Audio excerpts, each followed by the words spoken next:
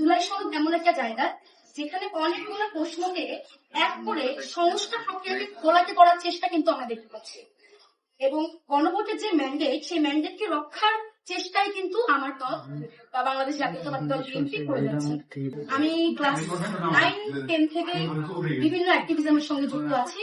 আমি আমার ছাত্র জীবনে কখনোই কোন রাজনৈতিক দলের সাথে, কোন রাজনৈতিক উইংয়ের সাথে কখনোই সম্পৃক্ত ছিলাম। এখন কেন আমি বামের রাজনীতির সঙ্গে যুক্ত ছিলাম এমন প্রশ্ন, বা কেন আমি এনসিপির সঙ্গে যুক্ত ছিলাম এমন প্রশ্ন, আমার মনে হয় প্রশ্নগুলো অভাব।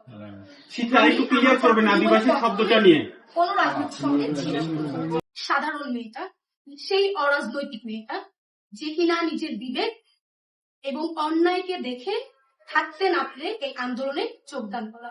আন্দোলনের পর আমার যে স্বাভাবিক কার্যক্রম, আমার সমাজসেবা, আমার মানব সেবা, আমার মানুষের দূর করা কাজ, আমার মানবাধিকার নিয়ে করা কাজ, আমি আমার সেই কাজগুলাই করছিলাম। আপনি বলতে পারেন যে এখন সেই জায়গা থেকে আমি রাজনীতিতে কেন? দীর্ঘ সময় আমি আসলে জেনেছি, আমার অভিজ্ঞতার দরকার ছিল, আমি সেটাকে আহরণের চেষ্টা করেছি।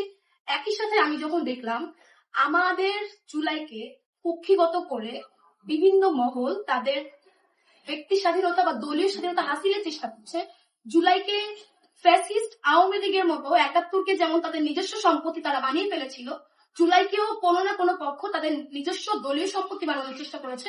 তখন আমার মনে হয়েছে, যেহেতু আমি এই আন্দোলনের একজন নেতৃত্ব দানকারী, আমার দায়বদ্ধতা আছে পুরো দেশের কাছে, সেই দায়বদ্ধতার জায়গা থেকে আমি রাজনীতিতে আসা এবং আমার জুলাইকে এই কুক্ষিগত করা হাত থেকে রক্ষা করার দায়িত্বটা অবশ্যই আমার ছিল।